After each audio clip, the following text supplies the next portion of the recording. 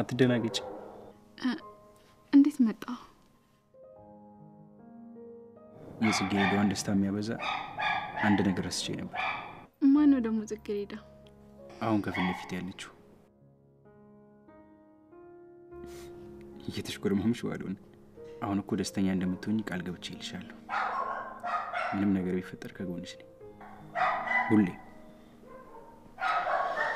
እና ክብርቶይ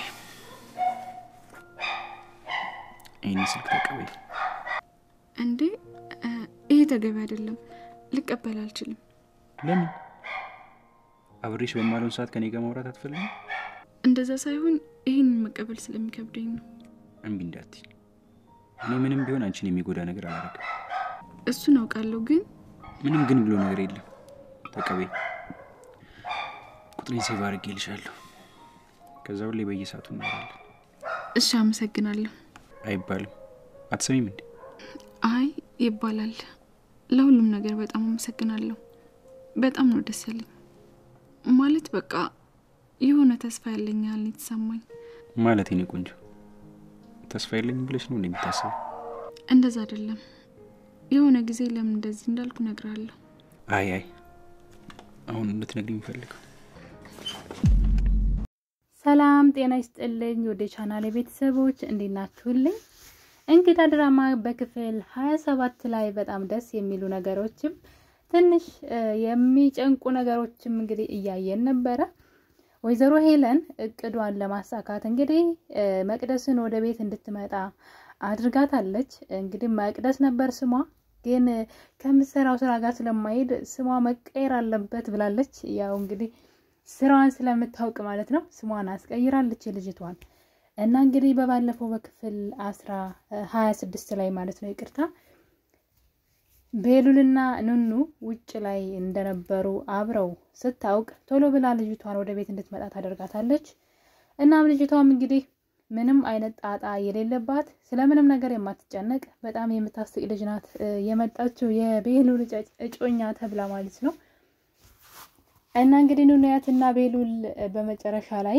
የሆነ ሰው ሲመጣ የተደንግጠው ነበር የቆመውና ድራማው ሁላችንም እንግዲህ ወይዘሮ ሄለን ፍቅረኛውን ይዛለት መጣች ወይስ ማን ነው የመጣው ያን በጣም የተጨነቅን ያለ ነገር ግን የቤሉል ያጎቱ ልጅ ማለት ነው አዶኒ ነበር እንደምናውቀው እንግዲህ አዶኒ ኑኑያትን በጣም ይወዳታል እናም ኑኑያትና ቤሉልም ማለያየት አለብኝ የሆነ ነገር ማድረግ አለብኝ እያለ ነበር በፍጹም አብረው እንዲሆኑ አልፈቅድም እሷ የኔ ብቻ ናት እያለ ነው እንግዲህ ኑኑያትና ቤሉል ደግሞ በፍቅር ቅልጥ ብለው ሳይታወቃቸው ሄደዋል ነገር ግን ከፊት ለፊታቸው ሁለቱም ወጥመድ ገጥሟቸዋል እንግዲህ እናም አዶኒ ነበር በዛ ምሽት ያሉበት ድረስ ሄደው እና እዚህ ምን ታረጋላችሁ በጨለማ እያለ በሚያስጠላ ቃላቶች እየተናገረ ነበር ቤሉል ነገሩን ቦታ አልሰጠውም ኑኑያት ግን ስታየው በጣም ተናዳ ነበር ምን ሊያደርግ እዚህ መጣ እንዴት ምሽታችን ያበላሻን የሚመስል ነበር ፊቷ ላይ የሚታየው እና በዚህ ሁኔታ ያሉ ነበር የመሲ ጓደኛ ደግሞ ታዱ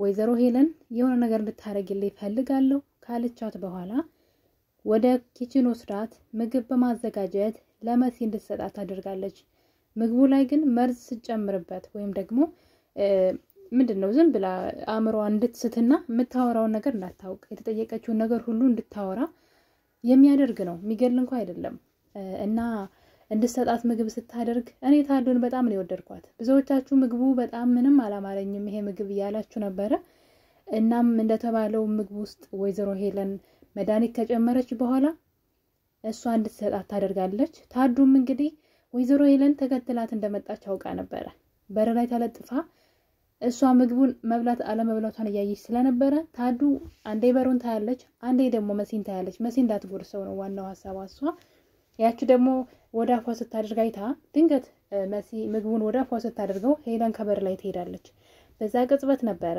ታዱ ምግቡን መሲ እንድትተፋውና ወይዘሮ ሄለን ምግብ ላይ መጥፎ ነገር አድርጋ እንደሰጠቻት ስትነግራት እናንቺስ እንዴት አመት ትሰጭኛለሽ ትላታለች እሷ ግን አይ ምግቡን ማቀየረው ነበር ግን ሳህኑን አላጠብኩትም ቸኩዬ ስትመጣብኝ እና አሁን ላይ በር ላይ ቆማ ያይችሽ ነበር ስትጎርሽውና ሳትጎርሽው አሁን ስትበይ ስታይ ነው ሄደችው እባክሽ ትፊው ትላታለችና የጓደኝነት ጥግ ማለት ይሄ ነው በቃ ምንም ነገር የማያታልላችሁ እና ጓደኝነት የሚለውን ታዱ ጋር ያያየው ነው። እና እንግዲህ ታዱ ምግቡን መሲ እንድትተፋውና እንደተመረዘ ነግራት መሲ ከመመረዝ አድናታለች ማለት ነው። በዛ ላይ ደግሞ ቤሉልን ፍቅረኛ በፍጥነት ጠርታት ወደ ቤት መጣ ነበር። ነገር ግን ሶፋ ላይ እግሯን ሰቅላ ቲቪ ከፍታ ሙዚቃ ቁጭ ብላለች። ወይዘሮ ሄለን ድንገት ወደ ሳሎን ስትሄድ ልጅቷ ሌላ ሰው መስላለች። አንቺ ቆይ ለስራ አይደል የመጣሽው ምን ያሞላቅቅሻን ብላ ብትላትም እሷ ግን የምትመልስላት መልስ በጣም የሚያስቅ ነበር። የዱርዬ መልስ ነበር የምትመልስላት። ሄለን ተቃጥላ ልትሞት ነበር። በዚህ ሁኔታ ያሉ ንንያት ወደ ክላሷ ትገባለች። በዛውም ደግሞ ቤሉልም ወደ ክላሱ ሲገባ ነበር። ይቺ ፍቅረኛ ተብየዋ እጮኛ ተብየዋ በሚል ይስተካከልልኝና ክላስ ውስጥ ገብታ የሱን ልብስ እያጠፈች አገኛት። አልጋ ላይ ቁጭ ብላ በንዴት ከክላሱ አውጥቶ ይወረውራታል። እና በዛ ቅጽበት ኑኑ ወደ ክላሷ ከገባች በኋላ መስኮቱን በመክፈት ደስ የሚል ውሎ እንደነበራት ምሽቷም ቀኗ ሁሉ ደስ የሚል እንደሆነና ከቤሉል ጋር ስትሆን በጣም ደስተኛ እንደሆነች ለምንድነው ከሱ መራቅ ያልቻልኩት እያለች ራሷንም ትጠይቃለች። በጣም ደስተኛ ነበረች። እንዴት አባቷ እንደምታምር ማለት ነው። ሁሌ የሚያዝን ሰው ፈገግ ሲል ስታዩት እኔም በጣም ነው የተገረምኩት። ደስታዋ ደስታ እንዳይመስል ሁሉ ነገሯ ያቺ ተስፋ የቆረጠችው ልጅ የሆነ ተስፋ ያላት እንደውም ምንም በቃ እንዳልታመመች ሁሉ ነው ያስመሰለችው ጭራሽ። እና ቤሉልን በጣም እየቀረበችው እየወደደችው ነው። ነገር ግን ደግሞ በኤችአይቪ ኤድስ መያዟን ለምን እንደረሳችው አላውቅም። አሁን ላይ ያን ማስታወስ አትፈልግም። ፍቅር ደስ ይላል ግን እውነት እንደዚህ ሁሉ ነገር አሁን እሷ ነገ ላይ እንደሚሰማ ታውቃለች ይሄ ነገር ግን ጉዳዩ አይደለም። ዛሬ ላይ ከሱ ጋር ደስተኛ መሆን ነው የምትፈልገው። እና እንግዲህ በመስኮት ሆና ስለነበራት ነገር እያስታወሰች እያጣጣመች ነበር። ድንገት ቤሉል በመስኮቱ ይመጣና እንግዲህ ደግሞ የባሰ ፈገግታዋን ሲጨምርላት ስታየው በደስታ ነበር የሞተችው። እና በጣም ደስ አላት። ከዛ እሱ ደግሞ እንዴት መጣ ስትለው ጽጌሬዳዋን ሰርፕራይዝ ማድረግ እንዳለብኝ ተሰምቶ ይላታል። ማናት ጽጌሬዳ ደግሞ ሲላት ከፊቴ ተቀምጠችው ስትባል እንግዲህ ያው ስትሽኮረመም ነበረ። እና ደስ የሚል እንትን ነበራቸው ማለት የምር እንዳይለያዩ እንደ ወይዘሮ ሄለን አይሳካላት ነው የምለው እነሱ ለማለያየት። እና በጣም ነበር የሚያሳዝኑት። እና ስትሽኮረመም ነበር እንግዲህ እና እሱም እንግዲህ አብሬሽ በሌለው ጊዜ አንቺ ጋር ባልሆንኩ ጊዜ የምናወራበት በየሰዓቱ አብረን እንድናወራ ብሎ እንግዲህ ስልክ ገዝቶ ይሰጣታል። እና በጣም ደስተኛ ነበረች። ነገሩን መቀበል ባትፈልግም ግን እሱን ለማውራት ግዴታ ስልኩ እንደሚያስፈልጋት ታወቀች። አሁን ላይ እስከዛሬ ስልክ ስላልነበረ እሱ ምናልባት ሄዶ ነው ሊያገኛት የሚችለው። አሁን ላይ ግን ስልክ ስላላቸው ሁለቱም እንግዲህ 24 ሰዓት ማውራት ይችላሉ። እና በጣም ነው ደስ ያላት። በዛ ላይ ለቤሉል ያላት ስሜት ከባድ ነው። እንደው እንዳልታመመች ብታውቅ ደስ ይለኝ ነበር፣ ግን ማወቅ አልቻለችም። እና በዚህ መሀል እያሉ ነበረ ማለት በጣም ጭንቀቷ እንደረሳችና ተስፋ እንዳላት እያሰበች እንደሆነ ለቤሉል ስትነግረው ለምንድነው የቆረጥሽው? ለምንድነው ተስፋ የሌለሽ ብሎ እንደዛ ታሰቢ ነበር ወይ ብሎ ሲጠይቃት ይሄን ነገር የሆነ ጊዜ ሁሉንም ነገር እነግርሃለሁ አለችው። እሱ ግን አይ ዛሬ ነው የምትነግሪኝ ብሎ ወደ ውስጥ አንገቱን አስገብቶ እጇን ሲይዛት ነበረ። አይንዬ ማለት ነው። አይንዬ በሩን የፍቅር መቀስ የሆነ ሴት ለምን እንደው አላቅም። ሁሌ ሁለቱ በፍቅር ሲተያዩ በመሃል መታ መቀስ ትሆናቸዋለች። አይንዬ በሩን ከፍታ ገባች። ከዛ ቤሉልና ነው ኑኑ እንዴት ብለው ከዛ እንደሸሹ ማለት ነውና ፍቅር በድብብቆሽ ደግሞ በጣም ነው ደስ የሚለው። ፍቅር በድብብቆሽ በጣም ይጣፍጣል በነገራችን ላይ። እና በጣም ነው ደግሞ የሚያሳዝኑት ሁለቱ ማለት ነው።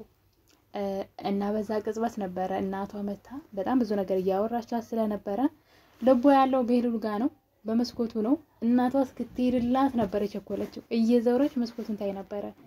እና እናቷ በሩን ዘግታላት ስትወጣ ሩጣ መስኮት ላይ ስትሄድ እሱ ግን የለም። እንዴት የት ሄደ ብላ በቃ ተከፋች። የት ሄደ ብላ ማለት ነውና ነገር ግን ድንገት ማን ቢመጣ ጥሩ ነው? አዶኒ መጣ። አዶኒ በመስኮት መጥቶ እሱ መጣ ብላ ደንግጣ ልታየው ስትል አዶኒ ነው። እዚህ ምን ትሰራለህ ስትለው አንቺን ላይሽ ናፍቀሽኝ እያለ እንግዲህ ይሟዘዝ ጀመረ። በመጨረሻ ግን ለምንድነው ከቤሉል ጋር በጨለማ ያወጣሽ ብሎ ሁሉ በቁጣ ይናገራት ጀመረ። እንደዚህ አይነት ወሬ የምታወራ ከሆነ በሩን መስኮቱን ዘጋዋለሁ ቢልም ግን በግድ መስኮቱን በመያዝ ወደ ውስጥ ገብቶ እጇን ይዞ አንቺ የኔ ብቻ ነሽ ነው እኔ አልመጥንሽም ከኔ ጋር ስታይ ጭራሽ ከቤሉል ጋር እንድትጣላ ቤሉል የሚያስበው በገንዘቡ ነው እሺ በቅንጭላቱ አያስብም በገንዘቡ ሊገዛሽ ነው ያለ በመካከላቸው ጸብን ሲዘራ ያየነው ነበር ነገር ግን ኑኑዬ ማለት ነው በንዴት በመስኮቱን ዘግታበት እንግዲህ ደስታዋን ወደ ሀዘን ሊቀይርባት ፈልጎ ነው መሰለኝ ወይዘሮ ሄለን ደግሞ እንግዲህ ልጅቷ ጋር ካልተጋባችሁ እኔ አባቴ ስለሞተ እኔ ንቀኸኝ ነው ያለች ልጁን በግድ ያጃጃለችው ነው ደሞ ዘወር ሲል የምትሰድበው ነገር እንከፍ እያለች ማለት ነው አንተም ደግሞ ትመርጣለህ እንደ እንከፍ እያለች ተሳደባለች ካጠገቧ ሲሆን ግን ያደራ ልጅ እያለች እንግዲህ ማስመሰሏን ቀጥላለች ቤሉል ደግሞ እሷን ለማስከፋት ብሎ አይሆንም ግን አናግራታለሁ እኔ የምፈልጋት ልጅ አለች ቢላትም የአባቴ አደራ ነው በማለት በግድ እንግዲህ እንዲያገባ እያስገደደችው ትገኛለች እናም ነገሩ ሁሉ ግን ልጅቷን እንዲያገባ ሄለን የማድረግ አቅም ያላት ይመስለኛል ምክንያቱም ልጅቷን አምራ ወደ ቤት መታ ማስመሰልን ቀጥላበታለች ኤልሹ ደግሞ አባቷ በሐሳብ ይመጣባታል እናም ከአባቷ ጋር ያወረች ያለ ድንገት እናትየዋ በሩን ከፍታ ስትገባ አባቷ ይደበቅባታል ከዛ ግን ኤልሹ እናቷን ዙራ አባቴን ምንድነው ያደረግሽው አንቺ ነሽ እንዴ ምን አድርገሽው ነው አንቺ ስትመጪ የተደበቀው ብላ እንግዲህ ያልሆነ ቃል እየተነገረቻት ነው በርግጥ የተናገረችው ነገር ልክ ቢሆንም ግን ለወይዘሮ ሄለን ግን በጣም ከባድ ጥያቄ ነው እሷም እንግዲህ አፏን እንድትዘጋና ድጋሚ እንደዚህ አይነት ወሬ እንዳታወራ ልጇን እያስፈራራቻት ትገኛለች እና በቀጣይ ክፍል እንግዲህ በክፍል 28